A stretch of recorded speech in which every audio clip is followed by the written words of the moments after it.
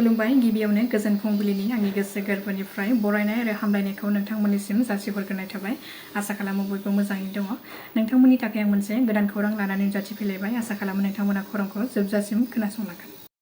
BPF absolute majority लानानै सोरखार दाफिनगोन आरो बे खेबाव BTCआव हाग्रामा महिलारि बिथाङानो BTCनि चिफ जाफिनगोन। बे खोथाखौ बुंदों 36 नं हरिसिंगा बियाबनि BPFनि बिजाथि त्रिदेब दैमारि बिथाङा। बिथाङा फोरमायथिदों दि आं BPFनि बिजाथि हिसाबै रायजो राजाफोरखौ खावलायदों जाहाथे BTCखौ रैखाथि होनायनि थाखाय आरो BTCखौ जौगाहोनांगौनि थाखाय फैबाय थानाय बिसायख'थियाव जाहाथे बयबो BPF दोलोनो भटखौ होयो आरो जों जाखिनि बेरायनायाव नुदों बे खेबाव BPF दोलोआ एबसुलुट मेजरिटि लानानै सोरखार दागोन आरो हाग्रामा महिलारि बिथाङानो BTCनि चिफ जाफिनगोन बेयो रोखा जाबाय। जों जेब्ला सोरखाराव फैगोन अब्ला जोंनि जाखिनि BTC ओनसोलनि मावनांगौ खामानिफोर दङ बेखौ जों मावगोन। 2020 मायथाइयाव बिटिआर रेकर्ड जानाय समाव BTCनि बारग' चिफ हाग्रामा महिलारि बिथाङाबो लोगोसे दंफायोमोन। बिटिआरनि बायजोनि गामिफ्रा सोसनजानायखौ जोंबो लुबैदोंमोन नाथाय जोंनि समाव सोसनजायासै। दायो एबसु एनडिएफबिनि नाजानायनि गेजेरजों बिटिआरनि बायजोआव थानाय गामिफ्रा सोसनजाबाय। बेनि थाखाय आं एबसुनि दैदेनगिरि आरो एनडिएफबिनि दैदेनगिरिफोरखौ साबायखर बावदों। नाथाय UPPL दोलोआ बिटिआरनि बायजोनि गामिफोरखौ बिटिआरआव सोसनाखै। बेफोर गामिफोरखौ एनडिएफबि पिस एकर्ड आरो एबसुनि नाजानायजोंसो बायजोआव थानाय गामिफोरा बिटिआरआव सोसनजादों। नाथाय UPPL दोलोआसो बिटिआरनि बायजोआव थानाय बर' गामिफोरखौ सोसनदों होननानै बिथांमोना बुंनायनि जेबो गोहो गैया होननानै बुंथियो त्रिदेब दैमारि बिथाङा। तामुलपुरनि भारत भुटान सिमायाव गिख्रंथाव लामा जाब्रबथाय। जाथायनि सोमोन्दै मिथिनो हानाय बादिब्ला तामुलपुर फारसे फैबाय थानाय गंसे बुलेट गारिया आइजोखौ उनथिंजायनिफ्राय सौख्रांफैदों जायजों सौख्रांजानाय आइजोआ जायगायावनो जिउ खहा जायो।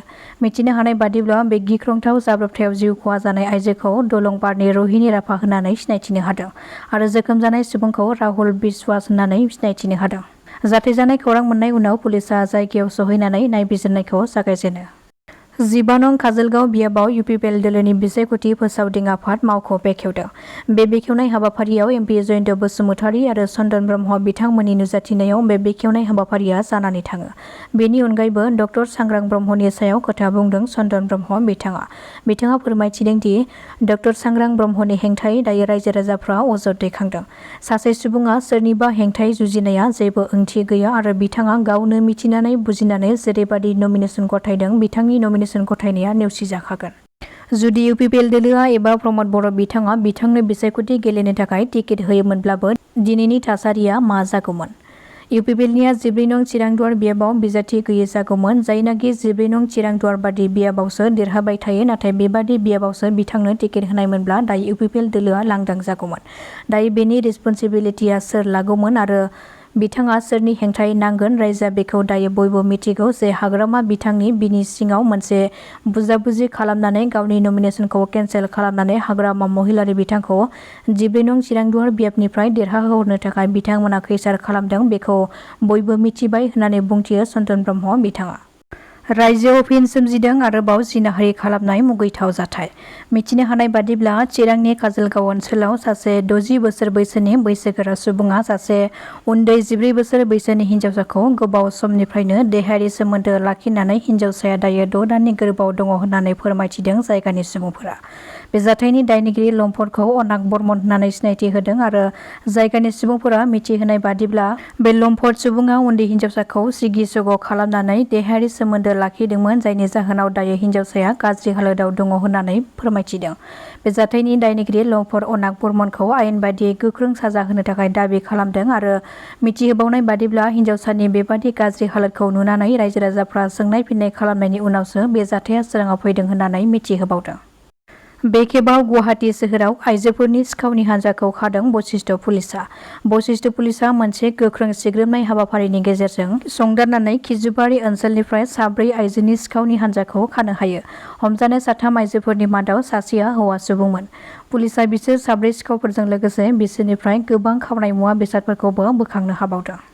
जानो गोनां BTC बिसायख'थियाव राजबंसि हारिनिफ्राय मोनसेबो राजखान्थि दोलोआ सासेबो बिजाथि महरै फोसावैखौ लानानै गोख्रों अजद दैखांदों राजबंसि फरायसा आफादा। बिथांमोना फोरमायथिदों दि जानो गोनां BTC बिसायख'थिनि थाखाय जों मोनफ्रोमबो राजखान्थि हान्जाखौ खावलायदोंमोन जाहाथे राजबंसि हारिनिफ्रायबो जायखिजाया राजखान्थि हान्जा जेरै BJP, AJP, Congress, BPF, UPPL बेफोर राजखान्थि हान्जानि गेजेराव जायखिजाया राजखान्थि हान्जायाव राजबंसि हारिनिफ्रायबो बिजाथि फोसावनो थाखाय जों गोबां खेब खावलायदोंमोन।